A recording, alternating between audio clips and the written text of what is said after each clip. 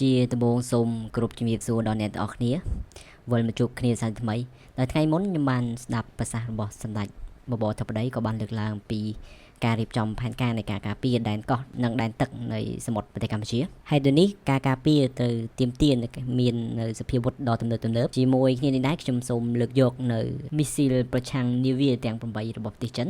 យកមកបង្ហាញអ្នកទាំងអស់គ្នាទី1 YJ-21 ជាប្រភេទមីស៊ីល Hypersonic ដែលអាចវាយប្រហារគោលដៅនៅចម្ងាយប្រហែល1000ទៅ1500គីឡូម៉ែត្រជាមួយល្បឿនអតិបរមា12700គីឡូម៉ែត្រក្នុង1ម៉ោងវាមានបណ្ដោយប្រហែល8.3ម៉ែត្រដោយបំពាក់ក្របធម្មតាមីស៊ីល Hypersonic នេះអាចបាញ់ចេញពីនាវាពិឃាត Thai 055ឬបាញ់ចេញពីយន្តហោះទម្លាក់គ្រាប់បែក Xiang H6K បានទី2 Missile DS-21D ជាប្រភេទ Missile Ballistic រយៈចម្ងាយមធ្យមដែលគេហៅឈ្មោះម្យ៉ាងទៀតថា Carrier Killer ដែលមានសមត្ថភាពអាចបំពាក់ក្បាលគ្រាប់ធម្មតាឬនុយក្លេអ៊ែរបានវាអាចវាយប្រហារគោលដៅក្នុងចម្ងាយអតិបរមា1700គីឡូម៉ែត្រជាមួយល្បឿនអតិបរមា12300គីឡូម៉ែត្រក្នុង1ម៉ោងដោយវាមានបណ្ដោយប្រវែង 10.7 ម៉ែត្របាញ់ចេញពីរថយន្តដឹកមីស៊ីលទី3 Missile YJ-18 ជាប្រភេទ Missile Ballistic ប្រឆាំងនាវាវាអាចវាយប្រហារគោលដៅក្នុងរយៈចម្ងាយអតិបរមា540គីឡូម៉ែត្រជាមួយល្បឿនអតិបរមា9800គីឡូម៉ែត្រក្នុង1ម៉ោងវាបំពាក់ដោយ Beidou Navigation Satellite System សម្រាប់រាវរកគោលដៅនិងបាញ់ចេញពីនាវាចម្បាំងឬនាវាមួយទឹកបានទី4 Missile YJ-8 ជាប្រភេទ Missile Subsonic Cruise Missile ដែលមានតម្លៃ$0.78 លានក្នុងមួយដើមអាចវាយប្រហារគោលដៅក្នុងរយៈចម្ងាយ749គីឡូម៉ែត្រជាមួយនឹងល្បឿនអតិបរមា1100គីឡូម៉ែត្រក្នុង1ម៉ោងវាមានបណ្ដោយ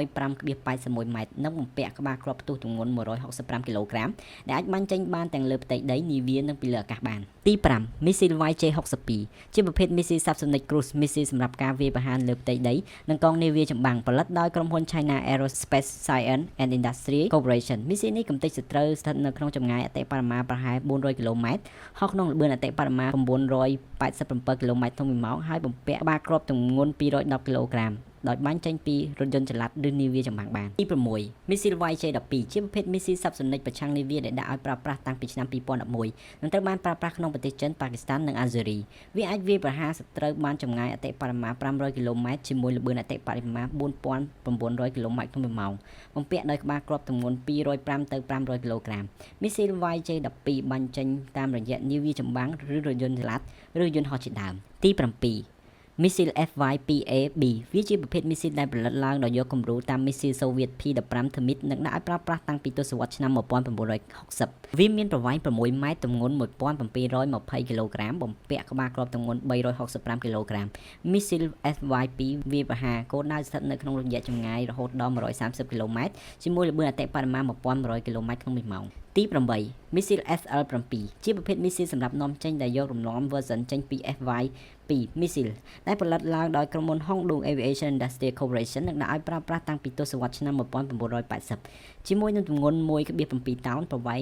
6.59 ម៉ែត្រវាអាចហោះហើរបានល្បឿនអតិបរមា1700គីឡូម៉ែត្រក្នុង1ម៉ោងដោយវាប្រហារសត្រូវបានចម្ងាយ32គីឡូម៉ែត្រជាមួយនឹងក្បាលគ្រាប់ទម្ងន់360គីឡូក្រាមជាចុងបញ្ចប់សូមអរគុណដល់អ្នកទាំងអស់គ្នាដែលបានតាមដានស្ដាប់យ៉ាងយកចិត្តទុកដាក់